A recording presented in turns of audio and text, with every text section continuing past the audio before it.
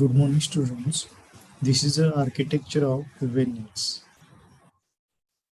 Architecture of Kubernetes.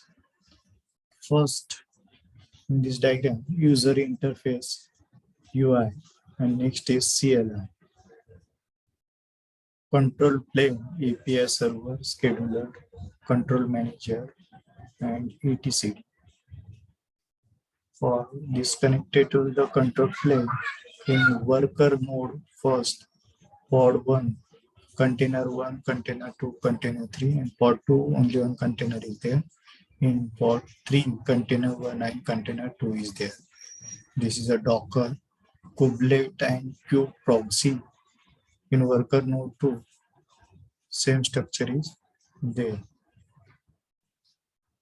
Kubernetes is, and we study the components of Kubernetes.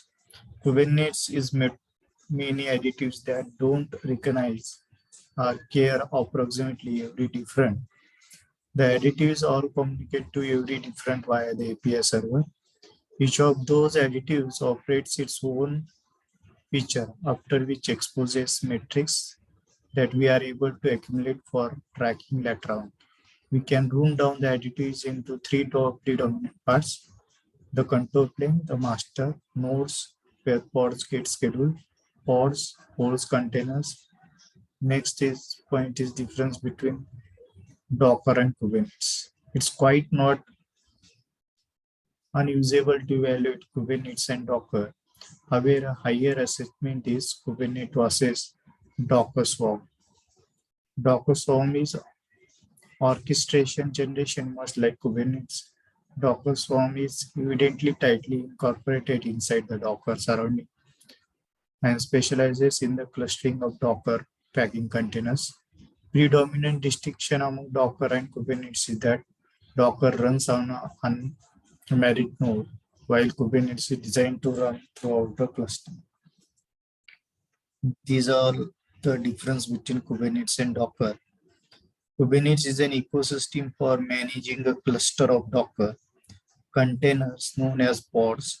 Docker is container platform for building, configuring, distributing Docker containers. Kubernetes is not a complete solution and uses custom plugins to extend its functionality. Docker uses its own native clustering solution for Docker containers called Docker Swarm. Load balancing comes out of the box in Kubernetes because of its architecture, and it's very convenient. The load balancer is developed on its own single node swarm when pods in the container are defined as service.